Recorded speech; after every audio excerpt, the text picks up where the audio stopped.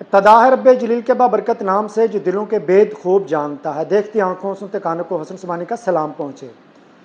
میں یہ ویلاگ انتہائی دکھی دل کے ساتھ بنا رہا ہوں۔ کافی دنوں سے سوشل میڈیا پر بہت کچھ سن رہا تھا، بہت کچھ دیکھ رہا تھا، شاید جس کا یقین جانیے کوئی مقصد نہیں تھا، اسے موضوع بنایا جا رہا تھا۔ کسی نے ٹھیک کہا ہے کہ جس پر بیتی ہے وہی جانتا ہے۔ جو باپ بڑھاپے میں جوان بیٹی کی میت کو کندھا دے، اسے اپنے ہاتھوں سے قبر میں اتارے، اس کا درد کیا کوئی محسوس کر سکتا ہے؟ نہیں، کوئی نہیں کر سکتا۔ چند روز قبل معروف عالم دین مولانا طارق جمیل کے جوان سال صاحبزادے کا انتقال ہوا۔ مولانا طارق جمیل کے خاندان کی جانب سے عاصم جمیل کی وجہ موت پر میڈیا پر جو بیان ہے نا وہ جاری کر دیا گیا۔ مولانا طارق جمیل اپنے جوان سال صاحبزادے کی موت پر غم سے نڈال ہیں۔ جوان بیٹے کی موت غموں کا پہاڑ ہے، غموں کا پہاڑ۔ خدا کی ذات سے دعا ہے مولانا طارق جمیل اور ان کے اہل خانہ کو یہ صدمہ برداشت کرنے کی ہمت عطا کرے۔ اب اصل مدعے کی طرف آتے ہیں۔ ہمارے معاشرے میں سوشل میڈیا نے بہت ہی خوفناک صورتحال جو ہے نا وہ اختیار کر لی ہے۔ ہمیں کسی کے غم سے کوئی سروکار نہیں۔ مائک کے سامنے بس ہمارے منہ میں جو آیا ہم نے بول دیا۔ مولانا طارق جمیل صدمے کے عالم میں ہیں، لیکن بیٹے کے حوالے سے دیے گئے بیانات پر کچھ علماء کرام ان پر تنقید کر رہے ہیں۔ ہمارے ہاں تو سوشل میڈیا دوسروں کی پگڑی ذات پر کیچڑ اچھاڑنے کا پلیٹ فارم بن گیا ہے۔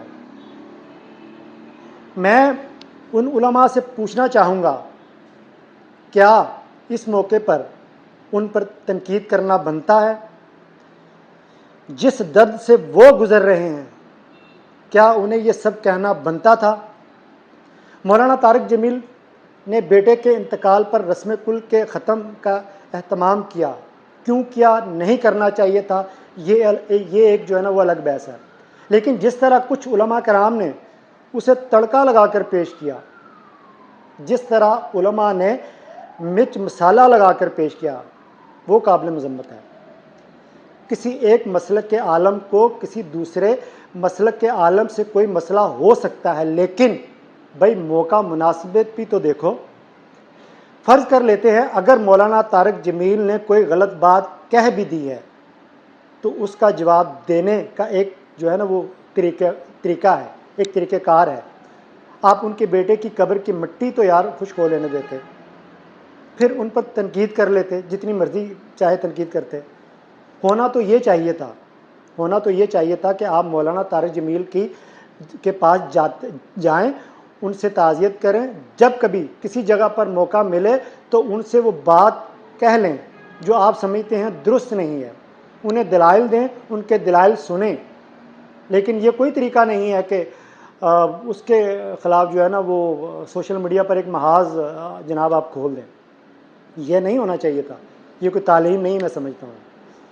مولانا طارق جمیل نے کوئی بھی شخص اس کے خلاف ایسا جو ہے نا وہ میں سمجھتا ہوں یہ نہیں ہونا چاہیے۔ میں نے مولانا طارق جمیل کی ایک ویڈیو جو ہے نا وہ دیکھی ہے، وہ کہتے ہیں کہ ایک طرف جوان سال بیٹے کی موت کا صدمہ اور دوسری طرف سوشل میڈیا پر مخالفانہ ویڈیوز ہیں، میرا دل زخمی ہے، یہ بات کہی انہوں نے۔ اور اس دوران مولانا آپ دیدہ بھی جناب ہو گئے، رو پڑے۔ خدا کے واسطے کچھ سوچئے، اگر ایسے کڑے وقت میں کسی کے زخموں پر مرہم نہیں رکھ سکتے تو کم از کم ان پر نمک تو نہ چھڑکیے۔ ہمارا جو معاشرہ نا تباہی کے دانے پر پہنچ رہا ہے۔ خدارا کسی سے مخاصمت کی بنا پر شعلہ بیانی پر تھوڑی دیر کے لیے جو ہے نا واہ کرنے کی بجائے اس معاشرے کو جو ہے نا وہ میں کہوں گا کہ بچائیں۔ علماء ہمارے لیے قابل احترام ہیں۔ لاکھوں کروڑوں کی تعداد میں عوام کسی نہ کسی عالم کی پیروی کرتے ہیں۔ اگر وہ معاشرے میں اس طرح کے رویے کو فروغ دیں گے تو کیا معاشرے میں امن اور سکون ہو سکتا ہے؟ بتائیں مجھے۔ منبر رسول پر بیٹھ کر میں سمجھتا ہوں دلوں کو ایک دوسرے سے دور کرنے کی بجائے دلوں کو جوڑیے، محبت بانٹیے، جس کا حکم دیا گیا۔ اللہ تعالی ہم سب پر اپنا رحم کرے اور ہمیں نیکی کی ہدایت دے۔ دیکھنے اور سننے والوں کا بہت شکریہ۔